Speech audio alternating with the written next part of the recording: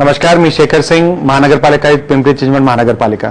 आपल्या रात्रीपासूनची जी पाऊसची परिस्थिती आहे आणि रेड अलर्ट जे IMDच्या मार्फत घोषित करण्यात आलेला आहे त्याच्यामध्ये घाट एरियाजमध्ये खूप मोठ्या प्रमाणात पाऊस असल्यामुळे धरणाचं जे आपला लेवल आहे जवळपास 75% 80% पर्यंत पवना, मुळशी आणि इतर धरण आपले पोहोचले.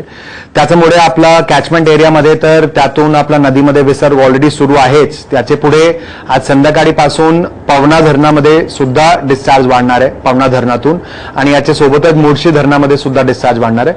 म्हणून आपले पिंपरी चिंचवडकर जे काही आपले सर्व नागरिक नदी काठेवरचे आहे त्यांना जवळपास 2700 नागरिकांना सर्व झोनमध्ये आपण वेगवेगळे ठिकाणी शाळामध्ये किंवा इतर आपले जे हायग्राउंड आहे त्या ठिकाणी ऑलरेडी शिफ्ट करण्यात आलेलं आहे. फॉर एक्झाम्पल चे झोनमध्ये लालटोपीनगर भाटनगरचा भाग असेल किंवा ब मध्ये जाधव घाटचा भाग असेल, कासरवाडीचा काही भाग आहे, सांगवीचा काही भाग आहे, असाप्रमाणे आणि भोपकेलचा काही भाग आहे. असाप्रमाणे आपण लोकांना ऑलरेडी शिफ्ट केलंय.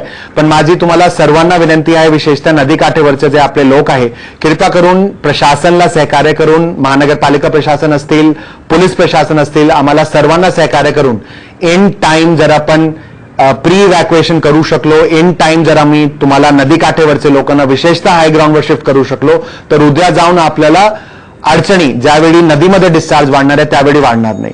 विशेषतः आपल्या शहरामध्ये मुठाचे नदीमध्ये जर आपला डिस्चार्ज वाढला तर नेहमीचा एक्सपिरियन्स असा आहे की जे आपला मुठा आणि मुळाचा संगम आहे त्यातून आपला बॅक वॉटर फ्लो असतो, आणि जे आपला मुळा आणि पवनाचा संगम आहे त्या ठिकाणी बॅक फ्लो असतो. म्हणून आपला पिंपरीमध्ये विशेषतः भाटनगरचा एरिया, संजय गांधी नगरचा एरिया, तसंच आपला जुनी सांगवी, नवीन सांगवीचा आपला काही भाग, कासरवाडीचा आपला काही भाग, फोगेवाडीमध्ये भारतनगरचा आपला काही भाग, दापोडीमधला काही भाग, हे सगळं जे पवना आणि मुळाचे काठेवरचे जे काही आपले सगळे एरियाज आहे त्यांना विशेषतः आमची विनंती तुम्हाला सर्वांना आहे, कृपया करून वेल इन टाइम आपले एखादे काही नातेवाईक किंवा हे असतील त्यांचे घरी जाणे किंवा आमची जे आम्ही शेल्टर होम शाळामध्ये सुरुवात केलेल्या आहे त्या ठिकाणी जाणे, त्याच्यामध्ये आम्हाला मदत करा आणि त्याच्यामध्ये आम्हाला सहकार्य करा. शाळा जे आपण सुरुवात केलेली आहे जवळपास 2700 नागरिकांना जे शिफ्ट केलं आहे त्या ठिकाणी ऑलरेडी आम्ही इस्कॉनचे मार्फत आणि इतर ऑर्गनायझेशनच्या मार्फत जेवणाची व्यवस्था केली आहे. इतर व्यवस्था पण महानगरपालिकेच्या तर्फे त्या ठिकाणी करण्यात येईल. पण इन ऍडव्हान्स प्रिकॉशनरी इव्हॅक्युएशन आपल्या सर्वांच्यासाठी खूप महत्वपूर्ण आहे.